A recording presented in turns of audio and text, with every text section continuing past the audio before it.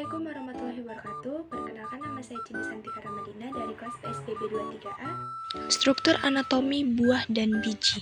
Yang pertama, pengertian buah. Buah adalah organ pada tumbuhan berbunga yang merupakan perkembangan lanjutan dari bakal buah atau ovarium.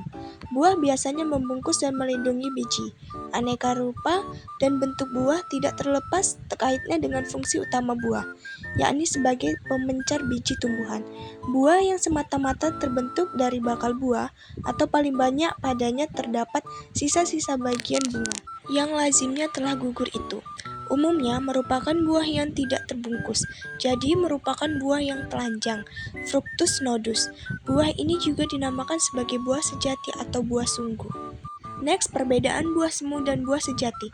Buah semu atau buah tertutup, yaitu jika buah itu terbentuk dari bakal buah beserta bagian-bagian lainnya pada bunga itu, yang malah menjadi bagian utama buah ini, atau lebih besar, lebih menarik perhatiannya, dan seringkali nagain buah yang manfaatnya dapat dimakan, sedangkan buah yang aslinya kadang-kadang tersembunyi. Adapun buah sejati atau buah telanjang yang melulu terjadi dari bakal buah, dan jika ada bagian bunga lainnya masih tinggal bagian ini, tidak merupakan bagian buah yang berarti. Selanjutnya, dinding buah. Dinding buah yang berasal dari dinding bakal buah disebut perikarp. Namun, jika buah masih disertai dengan jaringan yang tidak berasal dari karpel, maka istilah perikarp dapat mencakup jaringan itu jika jaringan itu berasosiasi dengan bakal buah. Pada buah yang berasal dari buah epikin, bagian perikarp dapat dibedakan dari jaringan tambahan, namun pada yang lain batasnya sulit dikenali. Struktur anatomi buah. Pada monokotil terdapat epikarp, mesokarp, dan endokarp. Begitu juga pada dikotil. Pada umumnya, buah berkembang dari bagian alat kelamin betina atau putik yang disebut bakal buah yang mengandung bakal biji.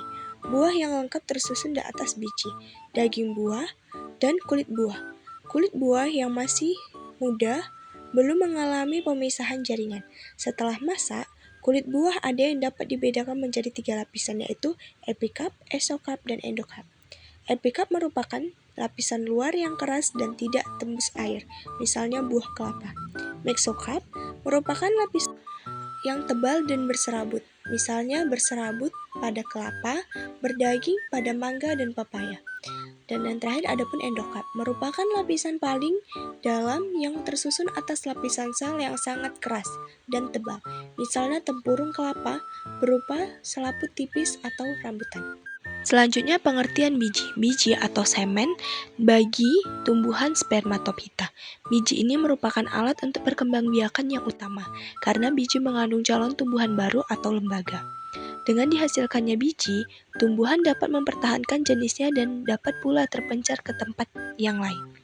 Semula biji itu duduk pada suatu tangkai yang keluar dari papan biji atau tembuni atau plasenta. Tangkai pendukung biji itu disebut tali pusar atau funiculus. Bagian biji tempat pelekatan dari pusat dinamakan pusar biji atau hilus. Jika biji sudah masak, maka tali pusarnya akan terputus, sehingga biji terlepas dari tembuninya. Bekas tali pusar umumnya akan nampak jelas pada biji. Pada biji, ada kalanya tali pusar ikut tumbuh berubah sifatnya menjadi salut atau selaput biji atau arillus. Bagian ini ada yang menguapkan selubung biji yang sempurna, ada yang hanya menyelubungi sebagian biji saja. Proses pembentukan biji. Biji dibentuk dengan adanya pembentukan bakal biji. Pada saat pembuahan, tabung sari memasuki kantung embrio melalui mikrofil dan menempatkan 2 buah inti gamet jantan padanya. Satu di antaranya bersatu dengan inti sel telur dan yang lainnya bersatu dengan 2 inti polar atau hasil penyatuannya, yakni inti sekunder. Penyatuan gamet jantan dengan sel telur menghasilkan zigot yang tumbuh menjadi embrio. Penyatuan gamet jantan yang lain dengan kedua inti polar menghasilkan inti sel endosperm pertama yang membelah menjadi jaringan endosperm.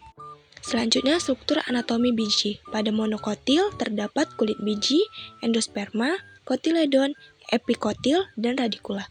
Dan yang kedua, pada dikotil terdapat kulit biji, kotiledon, epikotil, dan hipokotil. Terima kasih.